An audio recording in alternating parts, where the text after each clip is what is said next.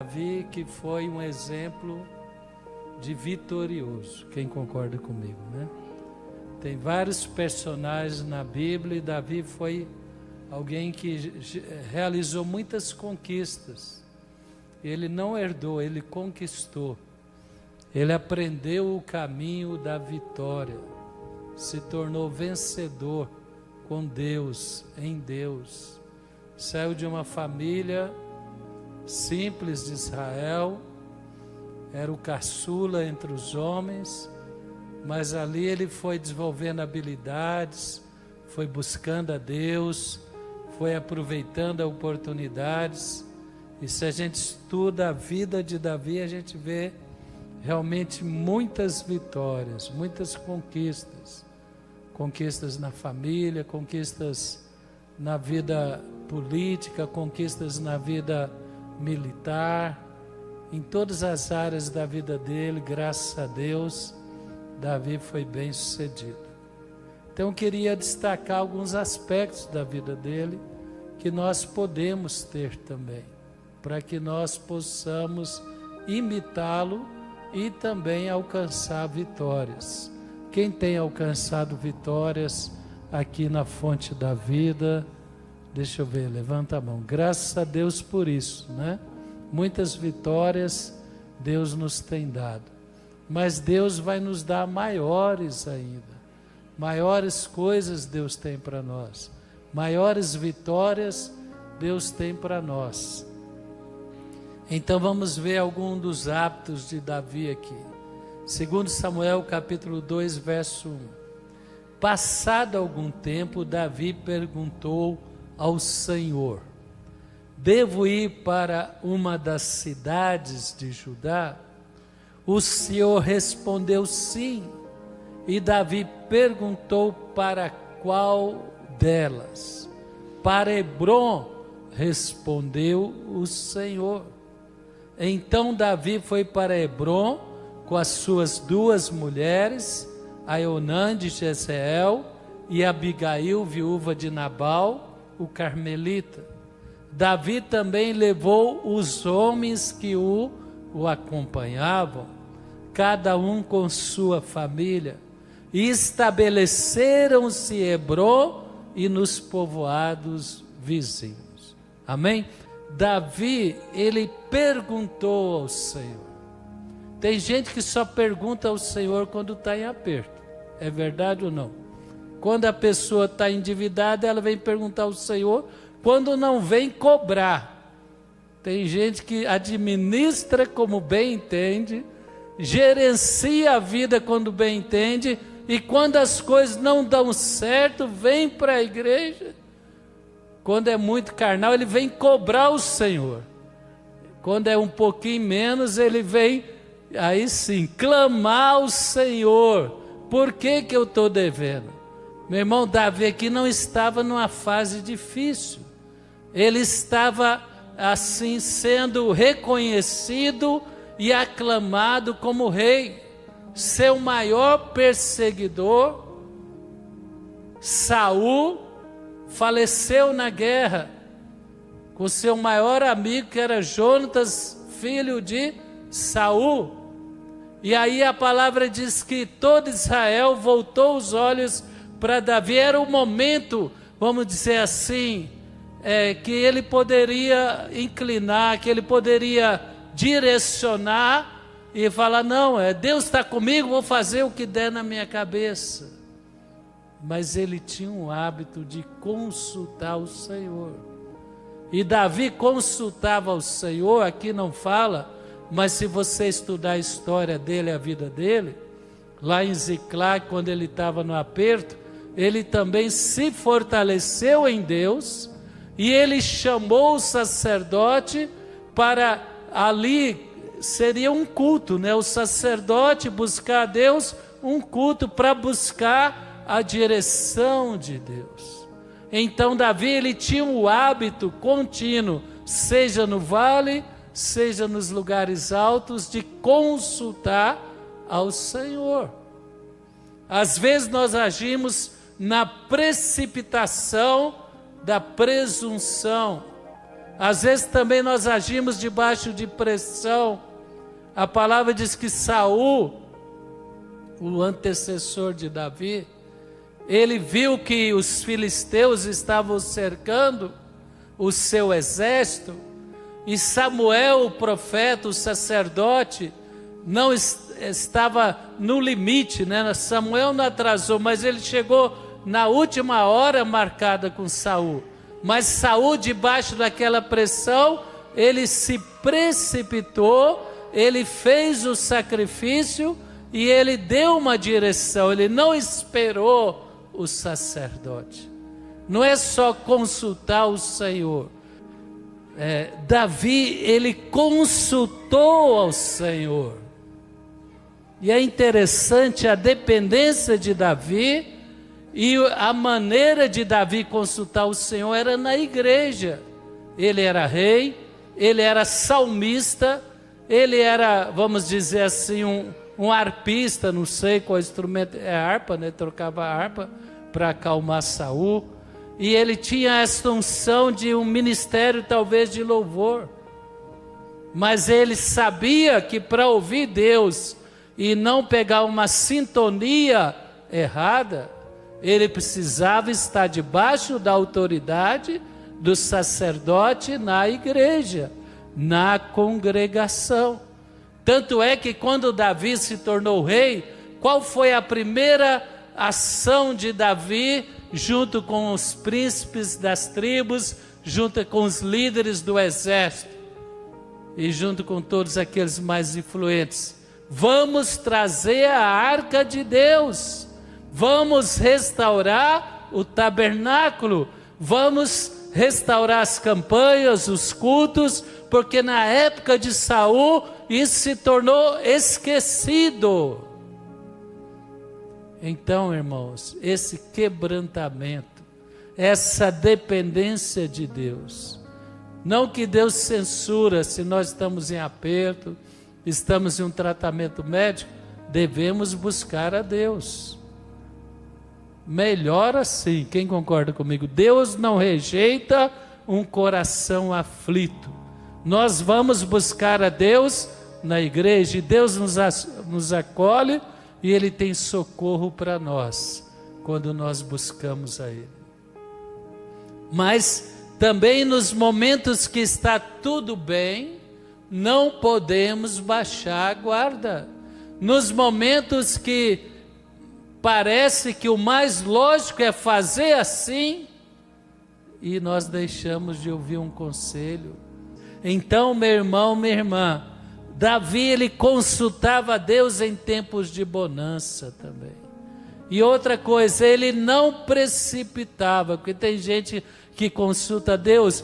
Deus, eu posso fazer isso? Aí você já conversou com aquela pessoa que ela tá tão assim determinada numa direção, que quando você começa a falar, ela para de te ouvir e vai embora? Quem já viu pessoa assim, né? Você começou a falar e você ia continuar, ela não, obrigado, só isso, tchau. Né? Não, Davi, ele foi tão atencioso, ele era tão sensível, e isso é um segredo das vitórias de Davi. Olha que tem homens de Deus na Bíblia que se precipitaram. Josué fez uma aliança com os gibeonitas, e ele ficou ali com, como é que fala, um espinho no sapato, porque ele não consultou a Deus. Eles vieram forjando uma mentira, e Josué e os líderes das tribos falaram, não, vocês não são do povo desta terra, e eles fizeram aliança, e depois que eles fizeram aliança, não poderia ser quebrada. E eles tiveram que suportar aqueles que deveriam ser expulsos da terra, porque eles foram enganados. Você lê lá na Bíblia, a Bíblia fala, o erro de Josué foi porque não consultou a Deus. Fala comigo, Deus dá conselho para quem quer ouvir, né? Ele dá conselho para quem quer ouvir. Se nós não ouvimos a Deus, nós aprendemos com os espinhos. Nós aprendemos com as decisões erradas, que trazem consequências ruins. Deus é muito injustiçado, né, irmão? Tem gente que não consulta, tem consequência ruim e ainda reclama e briga com ele. Então, meu irmão, Davi, ele falou: Deus, devo ir para uma das cidades de Judá? O Senhor respondeu sim. Aí ele pegou o sim, reuniu os líderes, pensou, mais natural é ir para Jerusalém. Vão aproveitar que a maré está boa. Se a gente não entrar em Jerusalém agora, a gente não entra mais. O raciocínio natural era esse. O raciocínio lógico é esse. Mas Davi, o que ele fez? Não. Ele perguntou para qual delas. Está vendo como Deus age? Você pergunta, devo fazer isso? Deus fala, deve. Aí você faz e da sua maneira não dá certo, briga com Deus. Aí Deus fala, mas você perguntou a maneira que devia fazer? Você não perguntou. Irmãos, o segredo da vitória é a dependência de Deus e consultar Deus com quebrantamento, sem presunção e na igreja debaixo da autoridade sacerdotal. Quem concorda diz amém. E aí Deus respondeu para Hebrom. Eu acho que Davi ele teve que convencer os comandantes do exército dele porque ele não ia para Jerusalém. Porque todos queriam aclamar o rei. Por que ele tinha que fazer uma etapa em Hebrom? Ele convenceu por quê? Porque ele ouviu Deus. E talvez ele falou, eu não sei por quê, mas Deus dirigiu Hebrom e eu vou para Hebrom, porque Deus tem o passado, o presente e Ele tem o futuro nas mãos dele. Quem entende o que eu estou falando? Em Hebrom, durante 7 anos, Davi e o seu exército consolidou o reino para depois ir para Jerusalém. Às vezes nós precipitamos, né, irmão? Às vezes nós consultamos a Deus, mas não consultamos na totalidade. Não basta perguntar a Deus o que fazer. Nós temos que perguntar a Deus como fazer.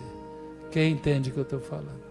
Às vezes Deus fala, ó meu filho, vai que vai dar certo, mas você vai no tempo errado, de maneira errada, e Deus tem a instrução, o tempo certo e a maneira certa. Quem entende o que eu estou falando, diz amém. Versículo 2, outra característica de Davi. Então Davi foi para Hebrom com as suas mulheres. E Davi também levou os homens que o acompanhavam, cada um com sua família. E estabeleceram em Hebrom e nos povoados vizinhos.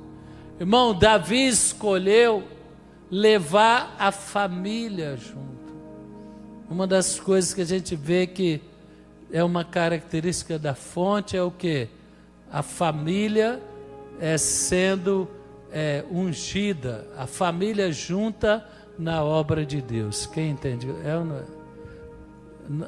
O apóstolo ensinou a equipe o quê? Você tem que estar na obra e você tem que levar a sua família para a obra. E graças a Deus isso tem acontecido várias gerações na fonte da vida. E isso tem acontecido por causa da visão. Certa vez Jacó, o irmão de Jacó, o reencontro de Jacó, que se tornou Israel, com seu irmão Esaú, não é Esaú? Às vezes eu confundo Esaú e Ismael. Com Esaú, foi o que? Esaú era um guerreiro, e ele falou, vamos comigo, e reencontraram, fizeram as pazes, ele falou, vamos comigo, eu vou para tal lugar. Aí o que Jacó falou? Eu não posso, me permita ir no compasso das crianças. Quem entende o que eu estou falando? Não basta tomar decisões, tem que tomar decisões que valoriza a sua família. Você está entendendo o que eu estou falando? Não é o melhor para mim. Não tem sentido ter vitória e não preservar e celebrar vitória junto com a família. Esse é o modelo da palavra. Deus ama a família. A igreja é a família de Deus. Então, às vezes, nós temos que andar num compasso, pensando não só na nossa conquista, mas na conquista coletiva. E é interessante também que ele fez com que cada um fosse com a sua família. Então, por isso que na fonte nós oramos tanto e temos tantas atividades. Não é só cultos para adultos, é cultos para as crianças lá na classe, na linguagem dele. A aula bíblica, a escola bíblica é para as crianças, é para os pré-adolescentes, é para os jovens. Tenta gerar um contexto onde toda a família é cuidada, acolhida e abençoada. E às vezes é mais fácil caminhar uma carreira solo do que administrar toda a situação. Mas quando nós tomamos decisões e pensando também não só numa conquista pessoal, individual, quem entende o que eu estou falando? Mas nós pensamos, será que essa conquista agora, nesse apreço, nessa pressa que vai prejudicar a minha família, compensa? Quem entende o que eu estou falando?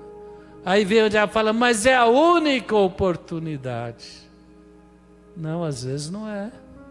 Às vezes, se nós esperamos, surgirão outras oportunidades num compasso que nós vamos ser recompensados. Irmão, quem que salvou Paulo de ser morto? Interessante isso, né? Quem que salvou Paulo de ser morto pelos judeus? Sobrinho dele. Certa vez o irmão falou para mim, sabe quem que foi lá falar com o capitão que tinha uma conspiração para matar Paulo? Foi o sobrinho dele. E por que o sobrinho de Paulo lembrou de Paulo? Porque mesmo em tanta atividade que Paulo tinha, ele não desconsiderou o sobrinho. É verdade ou não é? Porque adolescente e criança só dá valor quando ele é valorizado. Se ele foi ignorado, ele ignora. E ele é bem espontâneo. Mas o sobrinho de Paulo, que Paulo deixou, ele cuidou da sua família. Né? Ele cuidou, e ele era um homem extremamente ocupado. Mas talvez ele encontrava o sobrinho, ele falava do evangelho para ele, ele tinha uma atenção para com ele. Quem quer ter atenção para com a sua família? Guardar a sua família, orar pela sua família, natural, não só espiritual. Então esses dois aspectos, consultar a Deus, buscando a direção, o tempo e como agir. Segundo, andar num compasso em que você às vezes vai ter conquistas a um tempo mais demorado, mas vai levar junto a sua família. Graças a Deus por isso. E a outro aspecto que eu queria falar, e não vou prolongar. Então os homens de Judá foram a Hebrom, e ali ungiram Davi rei da tribo de Judá. Se você abrir lá, esses homens que ungiram Davi, 1 Crônicas 12, 38. Todos esses, aqui está falando dos aliados de Davi, que se uniram a ele. Todos esses eram homens de combate, que se apresentaram voluntariamente para servir nas fileiras do exército. Vieram a Hebrom totalmente decididos a fazer Davi rei sobre Israel. E todos eles tinham com os outros israelitas esse mesmo propósito. Irmãos, a batalha é muito grande. Nós temos que nos aliar com a igreja. Quem entende o que eu estou falando? O tanto de homem forte. É fácil relacionar com pessoas fortes? Não é, porque eles têm opinião. Eles confrontam. É verdade ou não é verdade? Eles tinham opinião, eles eram fortes. Jobe uma vez chamou a atenção de Davi. Então eram pessoas de personalidade, de determinação, mas Davi sabia que só iria conquistar e ter vitória contra os inimigos se ele aliasse às pessoas de valor, que têm o mesmo propósito, que têm o mesmo Deus, que têm uma visão do reino de Deus acima de todas as coisas. E isso Davi não abriu mão. Ele levou junto a equipe dele, ele não abandonou a equipe dele. Ele valorizou, ele cuidou. A palavra diz que o começo do exército de Davi eram amargurados e endividados. Quem lembra? Na caverna de Adulão se uniram a Davi homens perseguidos, endividados e amargurados. Mas ele sabia que as conquistas e a vitória e se tornaria forte para vencer o inimigo se ele se aliançasse com pessoas que amavam a Deus e amavam Israel. E na fonte da vida nós amamos a Deus e amamos o povo de Deus, a igreja. Quem ama a Deus é a igreja. Então esses valentes têm que ser aqueles que estamos juntos num projeto ID, estamos juntos em prol do sucesso da igreja. Isso exige esforço, isso exige comprometimento. Mas sabe o que vai acontecer? Isso vai fortalecer você e a sua casa. A hora que o inimigo tentar te tocar, você vai ter um exército valoroso ao seu lado. Você vai ter uma igreja de homens e mulheres corajosos ou valentes de oração, que vão cobrir a sua vida, que vão interceder por você, que vão te amparar. Essas três coisas levou, entre outras, Davi a se tornar vitorioso.